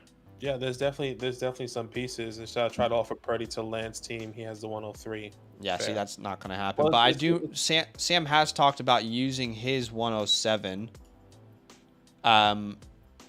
In packaging it with Purdy to that team to get the 103. Has there been any response, Sam? Or is that trade just still sitting in the inbox? But alternatively, like I feel like Purdy for Pierce, given how important Purdy would be to Team 9, you could get done. Burks, Cooper, and Bateman are also names that you could look at trading for. You know, what makes it difficult is that it's 3 running backs. So Damian Pierce is one of his pillar pieces. Like you can't just trade him away and say, "Yeah, I got Joe and Damian Harris." I hear you, but he has a 103. Yeah, he does. But those 3 running backs really throws a wrench into the whole thing. He says, yes, he countered with this. Pickens, the 305, a 24 second for Bateman and Harris. I don't understand that. Wait, so that's the Brock Purdy trade, Sam? Pickens, 305. So wait, you don't have... First off, that's an awful deal for him to send you, so it doesn't sound like he's very reasonable, which might make it tough. So he countered and said, let me take Brock Purdy out of the trade entirely. Well, no, the trade that he sent you is awful. He didn't want Okay, Purdy. So if he doesn't want Purdy, you can't sell Purdy. Yeah, don't sell Purdy then. I wonder if you can get Trey. Well, you don't need Trey though. We have a lot of other needs. Yeah, you have It doesn't sound like that guy's been going to be reasonable about Purdy because he has no leverage. He has Trey Lance, Zach Wilson, and Matt Ryan. And there's clearly a lot of concerns around Trey Lance. So I guess he's just going to bluff his way through and pretend that he's feeling very comfortable with Trey Lance. And if he wants to bluff in a 10 team, then let him bluff. And then if Trey Lance is a starter and he turns into a superstar, okay, fair enough. We lost out. But if Purdy's the starter for this team by midseason, then you're going to have him by the neck. And he's going to have to give you what you want. That's right. That is right. Okay. So yeah, you just can't force a trade if someone's not going to be reasonable. But Miles Sanders, Rashad White, and Algier. Okay. I'm fine with Sanders and White. You guys know I've been advocating for Rashad White this offseason. Algier, I would be willing to move, but picks again. So he has a 105, 107, 205. Okay, definitely room to get a running back here. Am I looking at the right team? Mm-hmm. Yes, I am. I feel like okay, yeah. So 105, 107, 205. I mean, Algier's a name that I would be looking to move personally. Yeah, absolutely. I mean, what can you get for him here? I think like if you can get like the 2-0, keep in mind it's a 10-man. So let's say like could you get like the 204, which would actually end up being the 202? Yeah, exactly. I'm thinking 204 to 207 range. Keep in mind that actually the 207 is probably too late, but if you can get the 204, I know you have the 205, but the 204 is kind of like what I'm targeting there for Tyler Algier. Wow, some of these teams just have so many running backs. The team Well, number this one. format is so weird. Like the Yeah. 3 running back The starters. three number one, yeah, it's definitely difficult. Yeah, Tyler Algier is definitely a guy that I'm trying to move on. Yeah. So see where you can get a second round pick. I'm really happy because look, in our minds, 105, 107, that could either be Gibbs or JSN. I would say go JSN, and then at the 107, try to get a Sharby. Yeah, Then I almost feel like with this format, what will the draft look like? like our running backs valued even like heavier. You're assuming? Maybe you can start 6 of them. So You can start 6 wide receivers too, so I guess it evens out. But are any of those running backs going to go before the quarterbacks? Because essentially, in this league, I don't know. You know, I really don't know.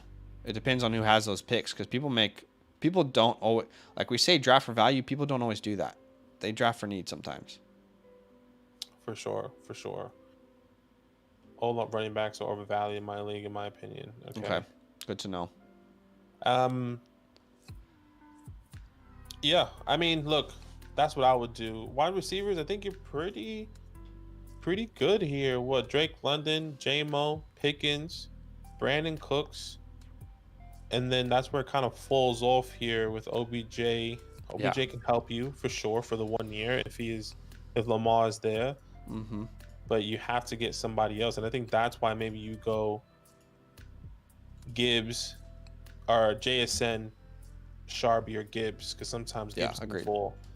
You know, so get a wide receiver and a running back. You solidify your running back room. You don't really solidify it, but you help it. And then your wide receivers, you just build on top of that, especially having, once again, 6 opportunities to start a wide receiver. I said this last time, but we like to start wide receivers in our flex option more than we like to start a running back. Says, could I try and package Algier and Purdy? I'll be honest, dude. The only person who's probably going to want Purdy in your league is the guy who wants Trey Lance, and it doesn't sound like he's reasonable. Plus, you're in a 10-man league, which makes it even more harder to sell him, unless there's another team that doesn't have a good quarterback. Which I'm looking here, and I don't see that. I mean, maybe Team 6, but he has Jordan Love and Kirk Cousins. I don't see why he would want Purdy. What about Team 10? No. Yeah, you see, it just makes it difficult to trade Purdy right now in a 10-man league. Agreed. It's not. It doesn't sound like the person's being reasonable, which is tough. But okay. So being outside of that scope, it's again like your team has pretty good pillars right now. Some people are in on Tyler Algier. I know Dave's saying he sent me a trade. Dave, you don't have any second outside the 201 last I checked in that league. I know the trade you're talking about, but I'm definitely keeping Algier over a third. And I don't want someone's second next year who is a good team, you know. I don't want to risk it on the 212 potentially, or a bottom 4 pick in the next year's second round. But I don't think you have any. Yeah, you've only got the 201, so not much room there, brother. Not much room, unfortunately. Another thing I'm thinking about here, are these are these low-end wide receiver value? Sorry, just quickly, Dave says I have the 209. Tyler Algier, I'm not selling for the 209. So that's, yeah. And I only see the 201 and the 305 here, man. I don't see the 209. Are you sure you have the 209 in that league? Because I don't think so. But let's go back to Sam's team. Sorry. Yeah, one thing I was going to say, I would also say since... No, actually, it's a 10-man league. I keep thinking it's 12-man. In the 10, my original thought process here was like in a 12-man league, some of these wide receivers, as deep as it is, with 3 wide receiver starts and 3 flex, some of these guys might be a little bit more valuable, like DPJ. That can go the Hodgsons potentially, but it just I makes almost it wonder in a 10-man. If your league is overvaluing aging running backs, are they undervaluing unproven wide receivers? That would be a question that I would ask Sam. Because Tyler Algier right now, let's just say again, and like keep trade cut isn't perfect, but I wonder what wide receivers are kind of valued around Tyler Algier right now, maybe that are unproven at this point. Let's try and find Tyler. Okay, so you've got an Elijah Moore there. You've got a Kadarius Toney, two unproven receivers. Rashad Bateman. See, he's been low ball for J-Mo. Okay. So what's that low ball out of curiosity, Sam? Because maybe you can do the same thing for an unproven wide receiver on a different team. This almost tells me that you can get someone to overpay for Algier based off of what he's saying. The context that he's brought to us, the 201 should be very possible in this league. So Tyler Algier, again, I think given the context of what you're saying, the 201 to the 203 to the 204 is kind of that territory. Be very open with like those 4 picks, receiving those in return, given your league. But yeah, I mean, how young is this? Like, is it unproven young wide receivers? Like, is Chris Olave getting low ball right now because he's only a year too, right? Like that. I doubt it. I doubt that as well. I mean, Hollywood, you can get him on the low, I'm assuming. What about Jahan Dotson? Yeah, those are all really good options. Like you said, Kadarius Toney, Elijah Moore. Elijah Moore, I feel like you could get plus picks.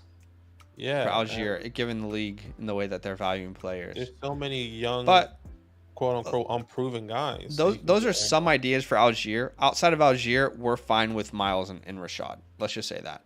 Yeah. Then looking at your wide receiver room, there's a lot of young assets that we think will prove themselves, right? Drake London, really good end of the season. Jameson Williams, a player that I love. Hopefully he'll break out this year. George Pickens, I think exceeded expectations based off of what those expectations were when he was drafted. Brandon Cooks just got traded to the Cowboys. Who knows what OBJ could be? You could trade OBJ in season. Sorry, go ahead. I would say, why don't you try and sell Brandon Cooks and potentially OBJ, 2 older proven guys? What can you get? I just don't think anyone's giving you anything for OBJ. I'll be honest. I would agree. But in this he's scenario, worth holding in my mind. With everything that he's saying, especially specifically for Brandon Cooks. You know, like, and look, he said I got offered Marshall 304 and a 407 for J-Mo. Yeah, well, that just sounds like an awful offer. That just sounds like someone who's not good at trading sent you a really bad offer. I in my leagues, no one is giving anything for OBJ. So I think he's a hold in this scenario because there's a realistic chance that Lamar comes back and OBJ is the wide receiver 1 there.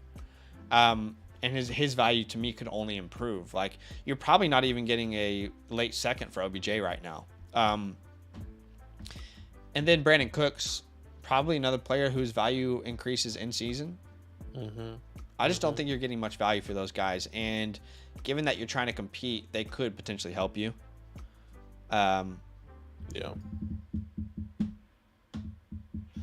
I think that's about it. I mean, it's hard also because you can't trade with the previous winner, which I'm assuming is, you said, Nick. So he has pretty good foundational pieces that, like, maybe we would want to. Well, actually, Najee, Stevenson. I guess that's really it in the running back room. But you're set at tight end. You got a young, Chig waiting in the wings, and Kelsey. You're gonna ride him and Mahomes out. Yeah, you're in a good spot. Again, the moves that we would make, and you might have to be patient with some of these moves. It sounds like the guy who owns Trey Lance is unreasonable. So hold Purdy. There's no reason not to hold Purdy until in season. You can only gain value there. We would look at moving Algier for what we mentioned.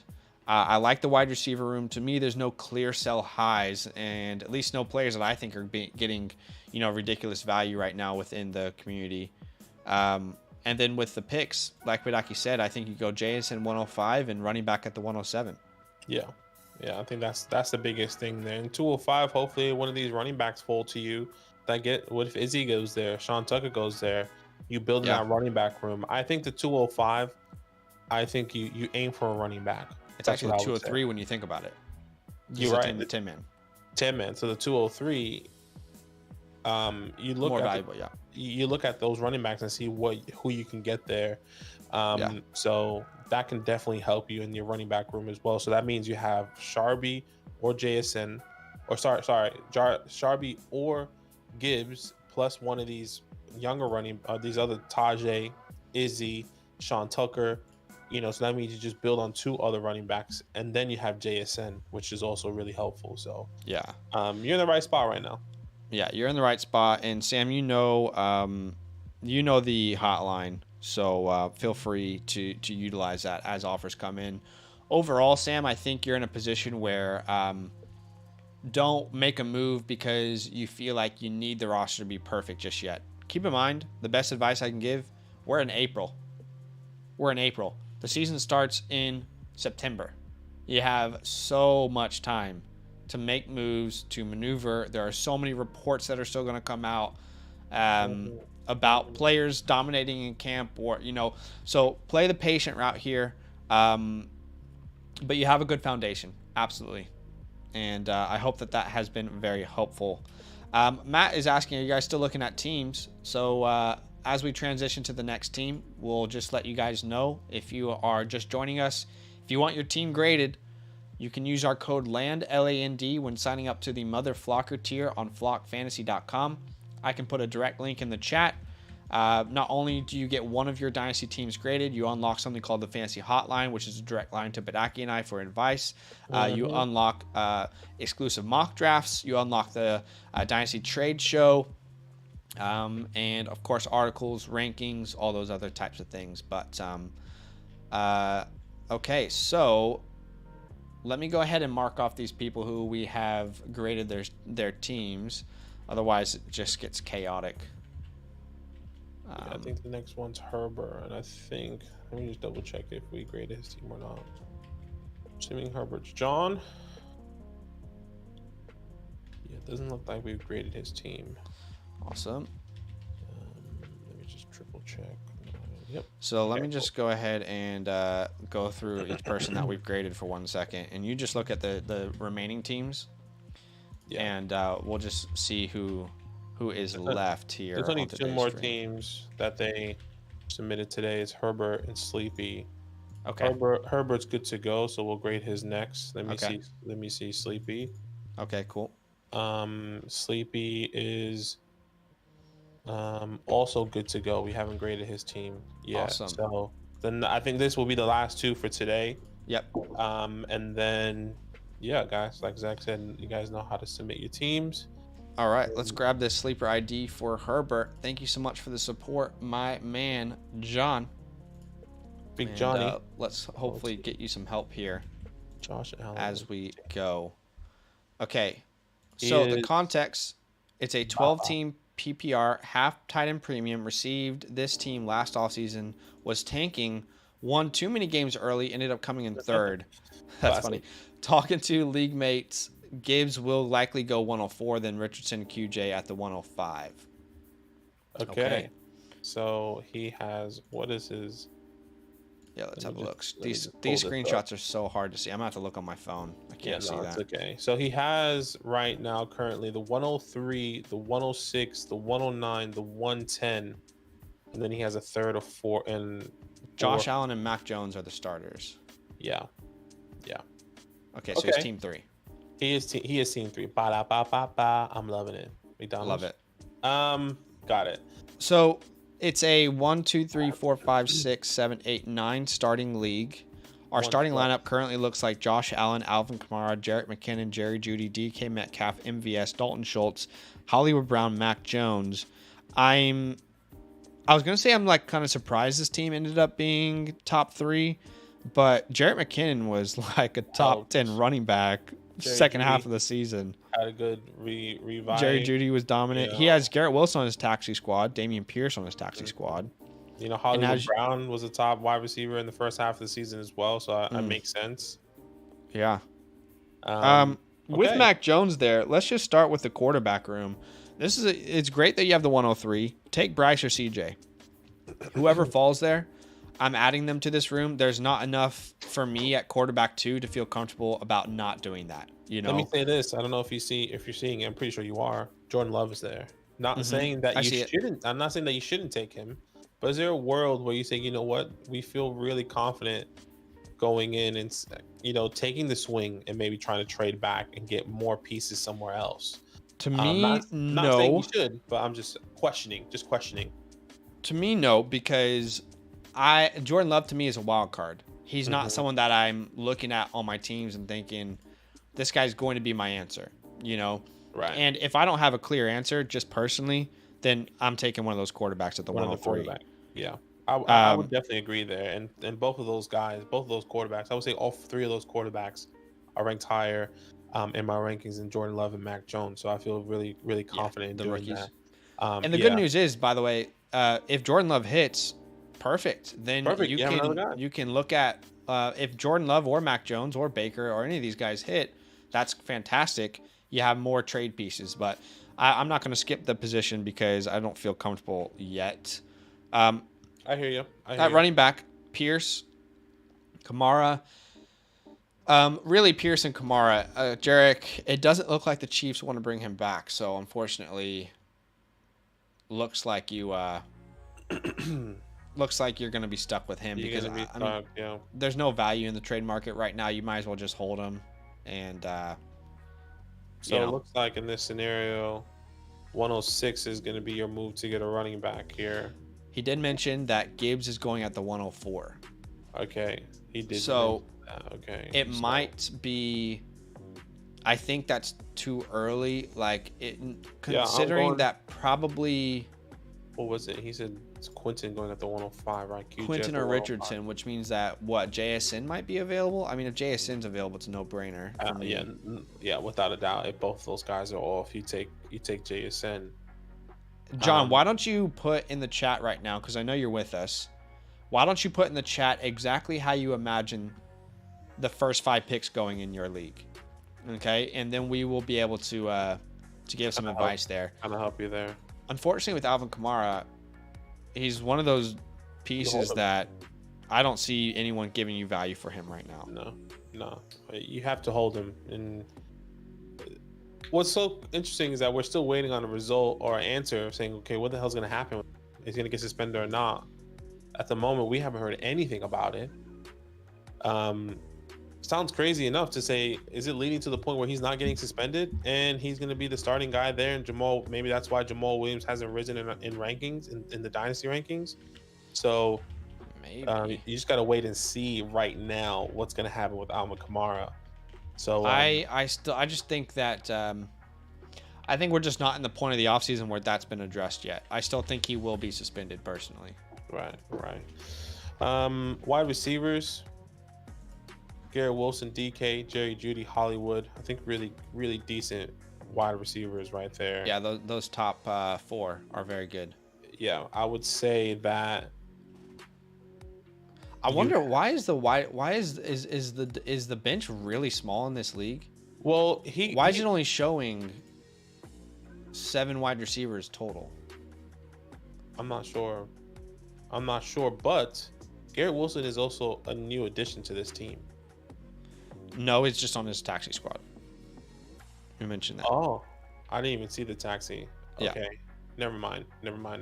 So Jerry Jeudy, DK Metcalf, Garrett Wilson, and Hollywood. So I feel like the wide receivers are really good right there.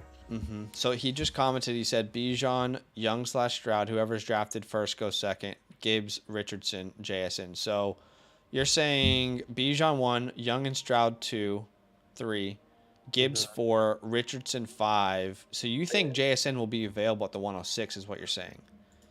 Well, he's saying, wait, Bijan, Young, Stroud, Gibbs, Richardson. Yeah, okay, then JSN. Thanks. So if that's the case, then that's a no-brainer to go JSN.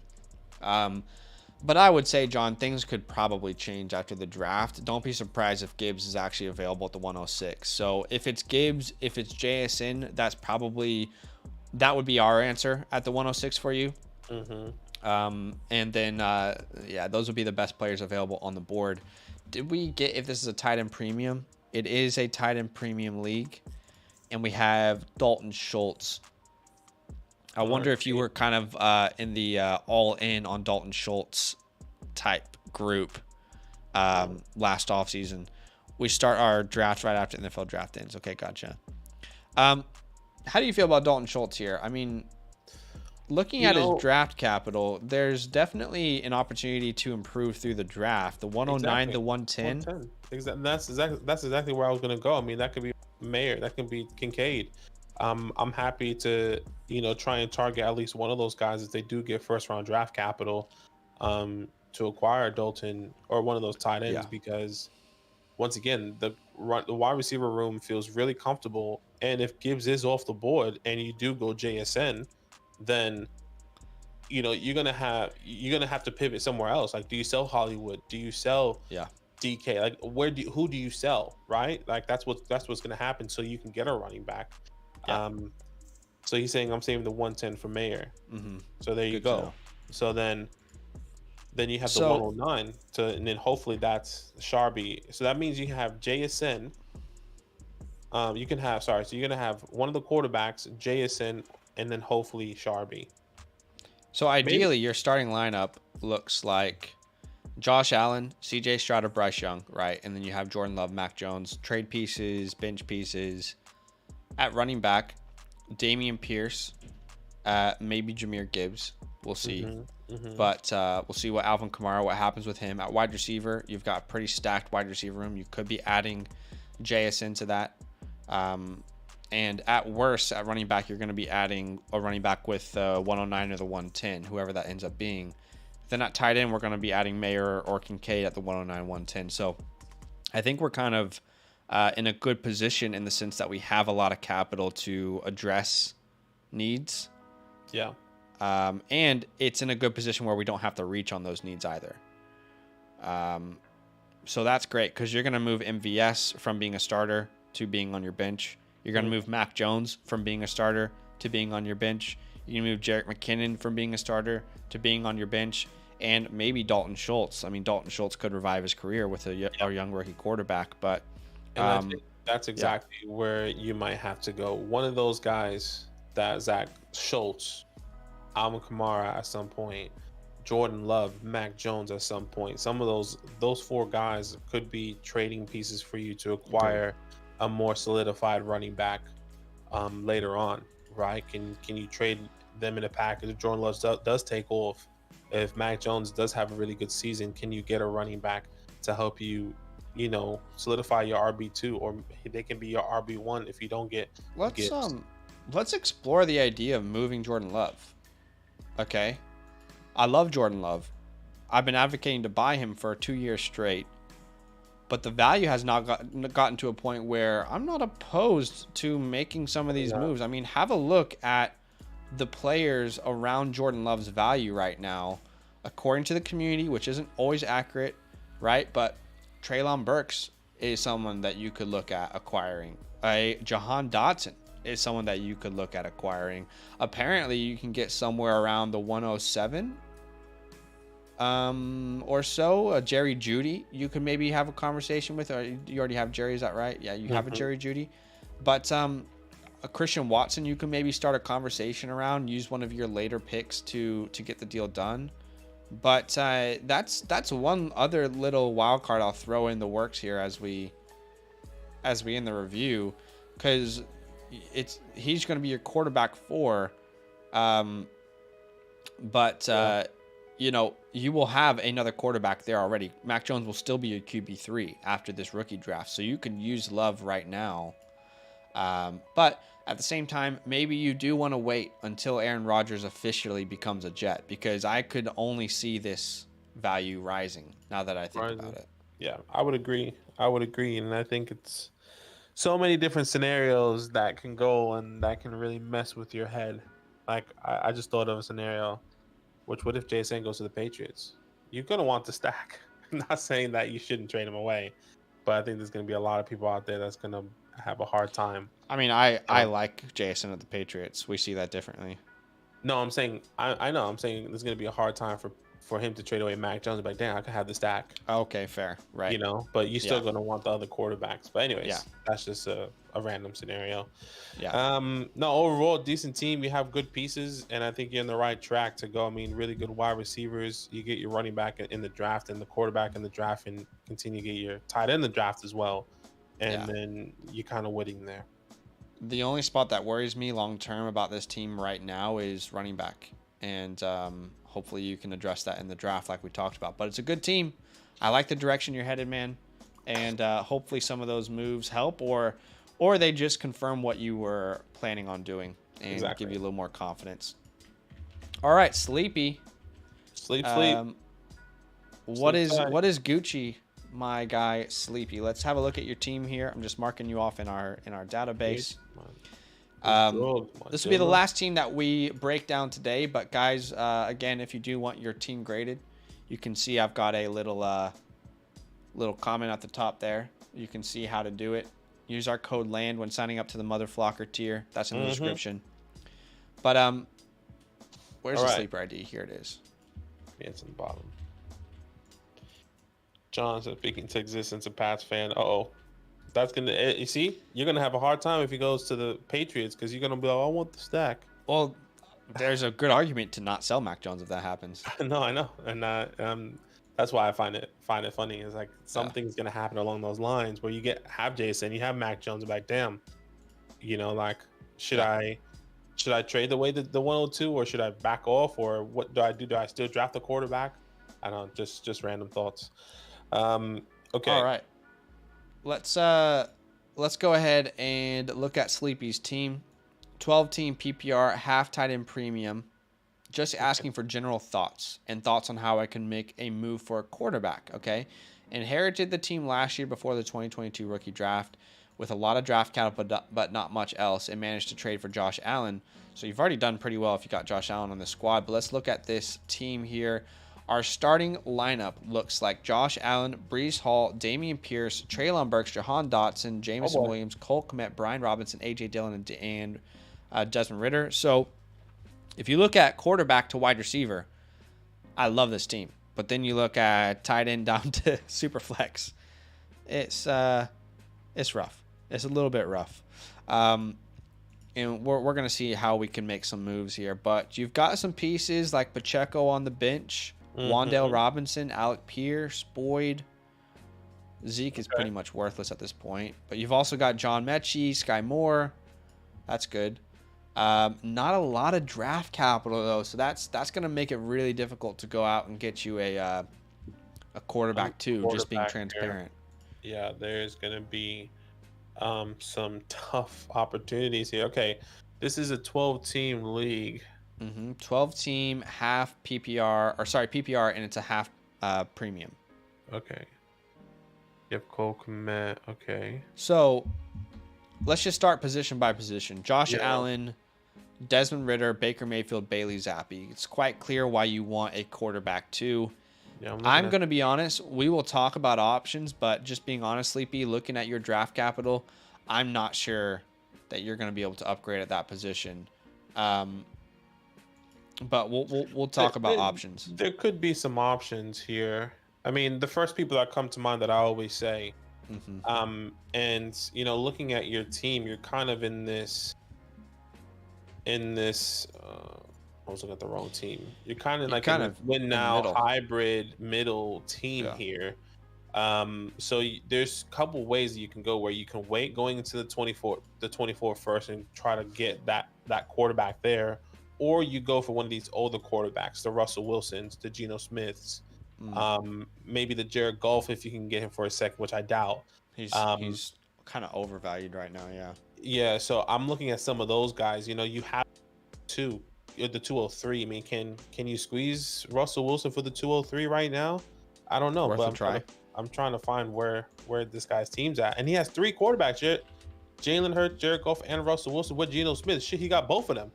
He got all 3 of the guys I just said. So where is that? Sorry, Team 5. Hustle, team chill, 5. son. Okay, so Team 5 has Hurts, Goff.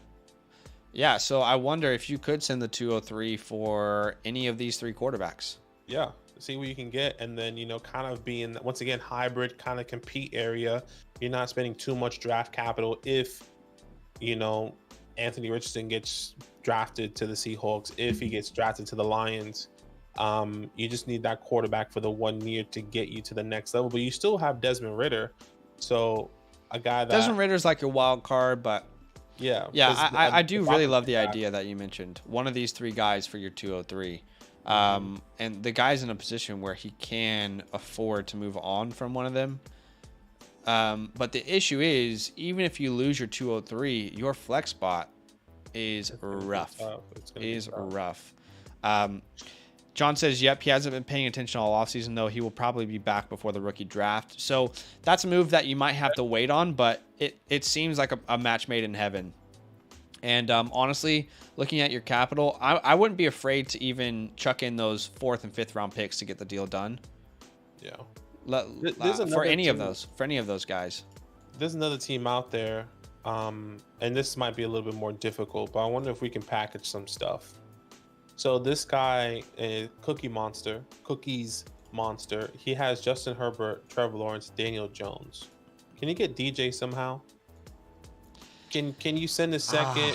Can you send a second in Algier? I mean Pacheco. Can you send a second in something? Right. Can you send the 203, the 204, and Pacheco to get a DJ? Let's see. Even is that too much? It's not too much. I'll tell you that. It's not too much.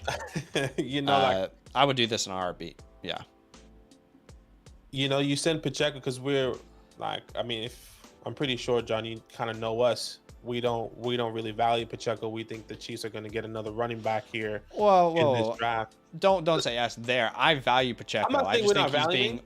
That's exactly what you just said. So I'm just trying to clear the air. I guess I meant to say more like, we believe a team is going to draft another running back. That's what I believe there's a chance that the Chiefs draft the running back, but overall, I'm just not betting on a 7th round pick. And I think my stance is not that I'm anti-Pacheco. It's that his value is too high in the community right now.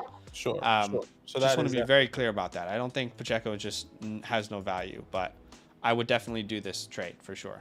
Yeah. So that's a way that you can go. Once again, it might be difficult, but he has 3 quarterbacks. He's probably never going to start Daniel. Let's be completely honest. Yeah.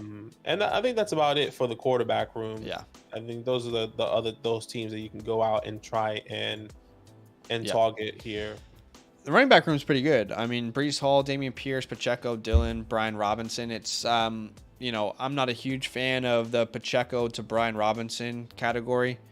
But they're still kind of these wild card names that you feel good about having. Who knows? They could develop a role that it's bigger than what they're currently valued at. But Breece Hall, Dameon Pierce is definitely a good 1-2 punch.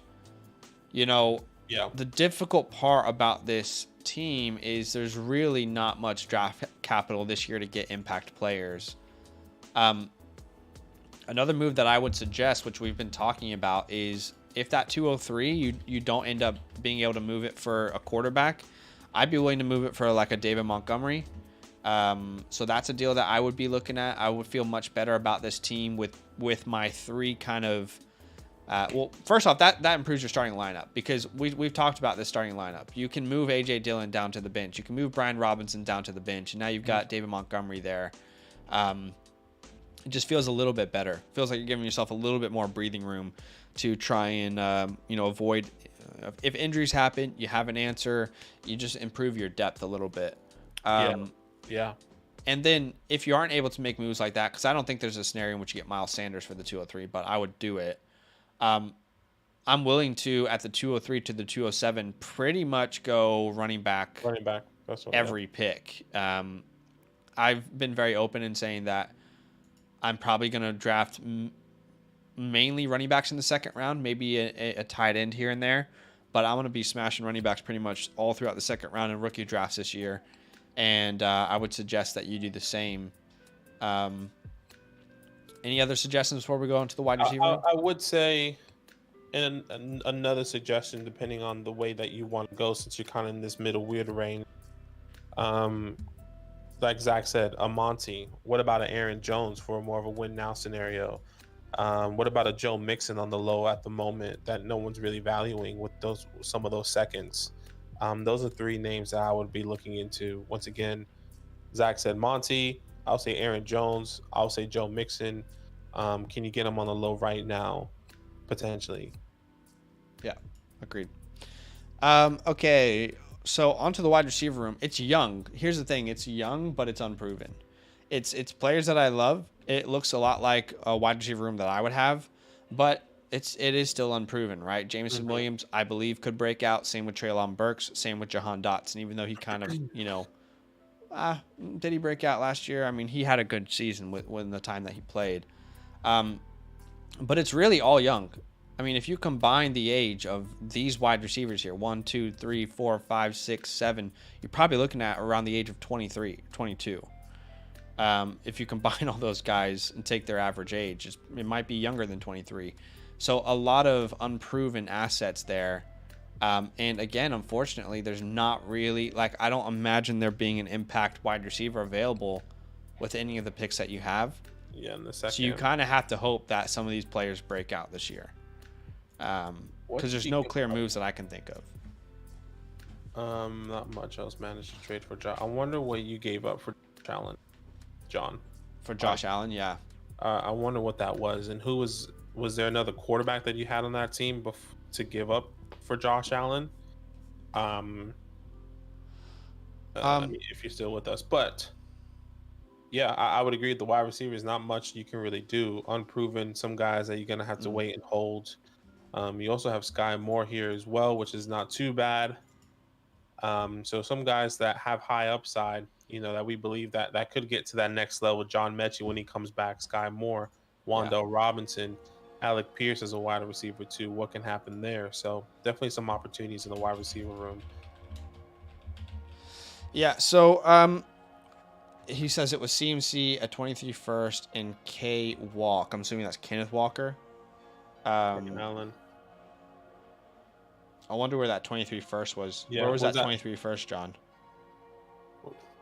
That's a hefty price to pay, but it is Josh Allen. Yeah, because if you did have, well, that's the thing. So he probably wanted to get a solidified quarterback because he wasn't going to be able to get two of them.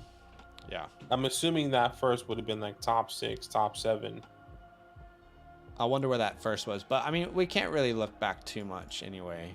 But but as far as the wide receiver room, yeah, I feel like you really need to wait and hope that some of these players break out. It was a 111. Okay. Oh, okay. It's not too bad. It's not bad. So outside of that, tight end position, it's a tight end premium league, so I don't think that Kincaid or Mayer will be available at the 203, but you would know this by now, John. But if they are, it's a pretty obvious no-brainer. Take a risk on them in a tight end premium format. But I would even go out to say at the 204 and the 207, if some of these guys get second round consideration, like a Luke Musgrave or a Sam Laporta in this format, and clearly you have a need there, it's worth it in my mind to also risk, taking a shot on them there. Might be too early, but you don't really have a middle range with the third round. So I think I would be willing to take a shot. Again, Mayer, Kincaid, Laporta, Luke Musgrave, let's see where they go, but those could be great landing spots there. I mean, if you hit, honestly, in this format, Badake, I'm not even opposed to going double tight end in the rookie draft. In the rookie draft, I can definitely see that. A tight end premium, 204, 207, I might smash tight end back to back there and go running back with the other picks. One thing I was thinking of, going back to the quarterback room, what if Hendon Hooker goes in the early second in the NFL draft? What if he goes to the Colts in the early second? Yeah. Maybe he falls to the 203 and you weren't able to get a quarterback. Hendon Hooker could be a guy you can target. Obviously, it has to be with good draft capital and it has to be with the ideal landing spot. I'm not taking Hendon Hooker if he goes to the Vikings. Maybe he will, but hypothetically, if he goes to the Vikings in the late second, right? All depends on draft capital and landing spot. I think the Pacheco and 203 for Daniel Jones is one of the best ideas that we've put out. You said that earlier. Yeah, that's definitely something I would pursue. But yeah, I mean, there's a lot of ideas out there. I hope that's helpful.